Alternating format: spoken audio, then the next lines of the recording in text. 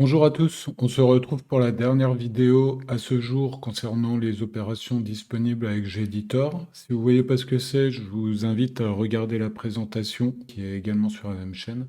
Donc pour ce dernier traitement, il s'agit de l'extraction des vignettes. Qu'est-ce que ça va permettre? Eh bien, il nous reste encore ce point à régler, c'est-à-dire que on a nos signatures. On voudrait qu'elles apparaissent entièrement sur la prévisualisation, enfin ici au niveau du portrait de la personne. Si on appelle portrait, on a la signature. Et on voudrait ne pas avoir à cliquer pour la voir correctement. On choisit, si ce n'est pas déjà fait sur un autre traitement, le dossier où nos médias se situent, nos médias après exportation Jetcom. Moi, je les ai ici. Ça, c'est lorsque j'ai exporté mon Jetcom, j'ai mon fichier, mon dossier de médias comportant tous les médias liés au Jetcom qui se trouve ici. Donc on lui indique le dossier de médias. Et ensuite, le dossier pour recevoir les vignettes. Donc moi, j'ai créé un dossier ici. Donc on a vignettes. Pour le moment, il est vide. Qu'est-ce que va faire ce traitement si on l'exécute comme ça, générer les vignettes? Eh bien, il va aller rechercher au niveau du fichier Jetcom toutes les balises qui comportent une image liée à cette balise précisément, celle des vignettes individuelles. Et il va les extraire.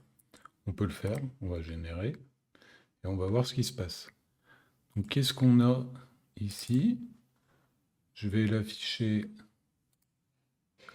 en grandes icônes. Tout ceci, eh bien, c'est toutes les vignettes de la généalogie.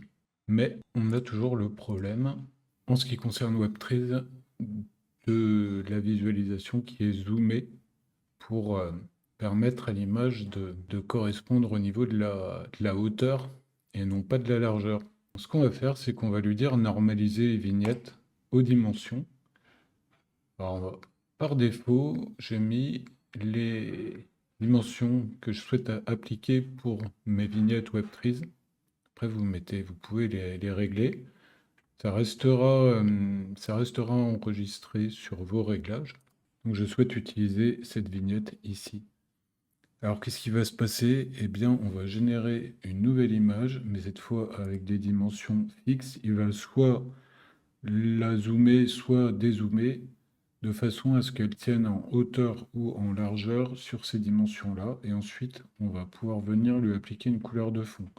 Moi, ce que je fais pour que ça reste cohérent avec mon thème, je vais choisir une couleur de fond.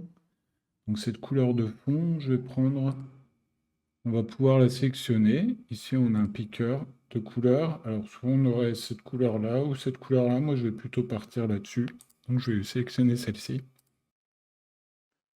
Je clique sur générer les vignettes.